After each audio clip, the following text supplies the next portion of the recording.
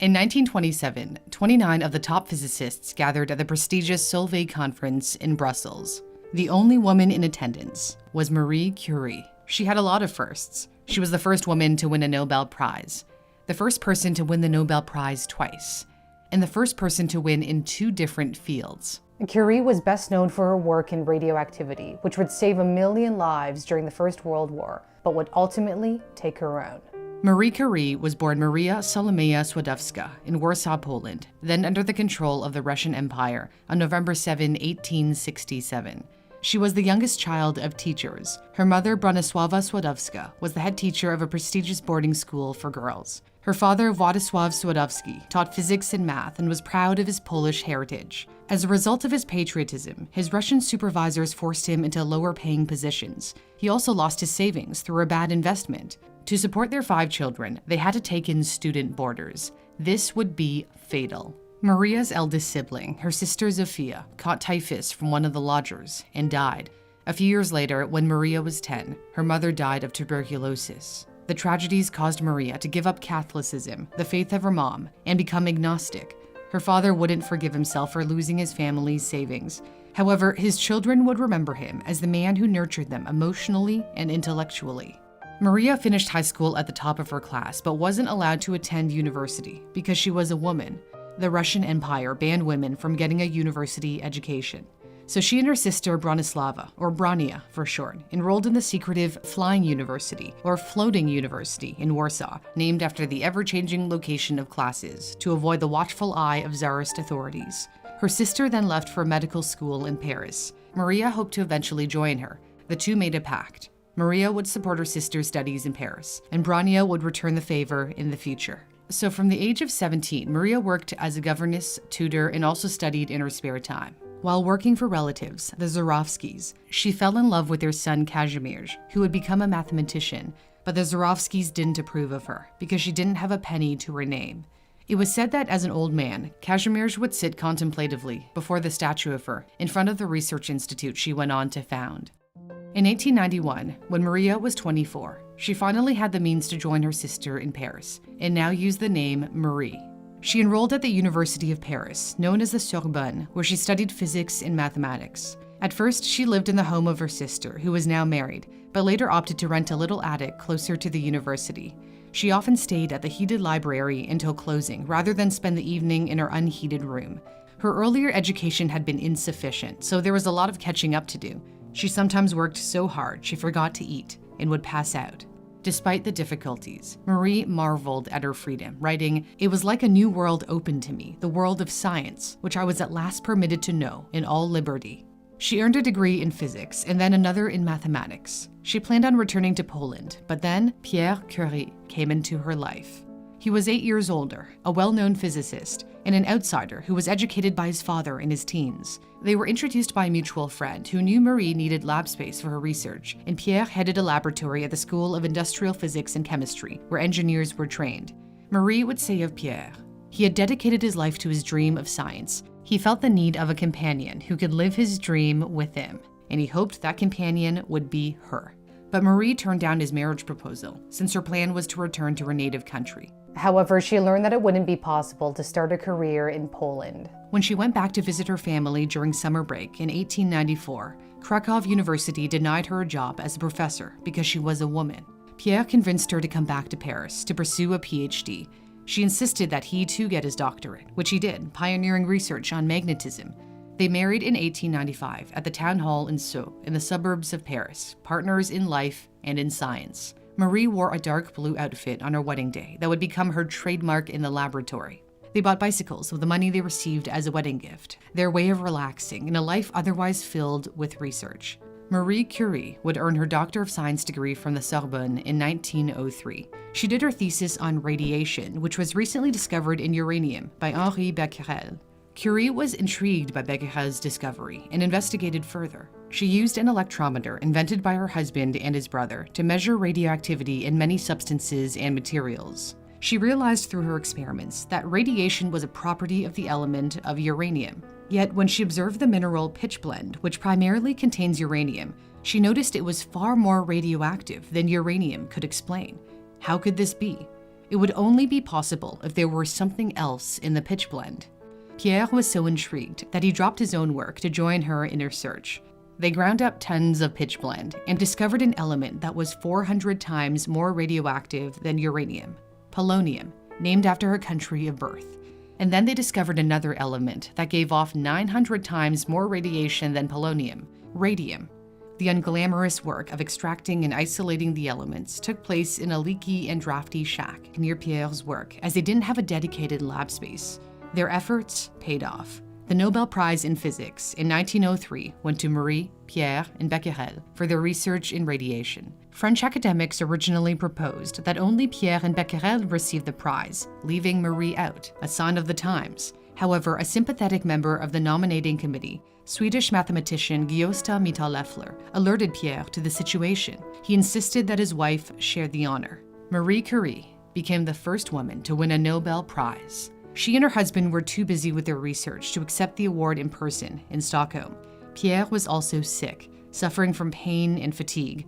They had no idea at the time that radiation could be detrimental to their health. It is said that Marie would carry tubes of radium in her pockets. She was fascinated by what she described as faint fairy lights. Little did she know this was slowly killing her. The glowing green radium captivated the public.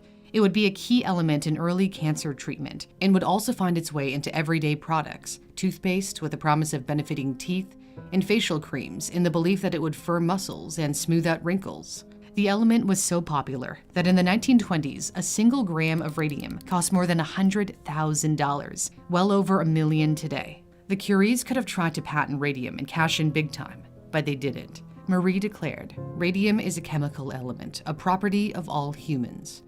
After their groundbreaking work, it was Pierre who would be promoted as head of the physics department at the Sorbonne. Yet he still didn't have a proper lab. Pierre complained, and the university relented. However, he would never get his dream of working in a new laboratory because tragedy struck less than 2 years after the birth of their second daughter. On a rainy day in April 1906, Pierre was walking across the Rue Dauphine when he was run over by a horse and carriage. He died instantly.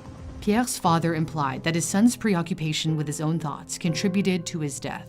Marie was offered his academic post at the Sorbonne instead of accepting a widow's pension. She became the first female professor in France. Hundreds of people lined up outside the university, hoping to attend her first lecture. The period following her husband's death would be the most difficult of her life. In 1911, the French Academy of Sciences, the gathering place for prominent scientists, rejected her for membership when she put herself forward for a vacant seat. They passed her over for physicist and inventor Édouard Branly. Many suspected it was because she was an immigrant and a woman. Despite getting snubbed by the Academy, she went on to win something even greater later that year. A second Nobel Prize, this time in chemistry, for the discovery of polonium and radium, the isolation of radium, and the study of the nature of that remarkable element.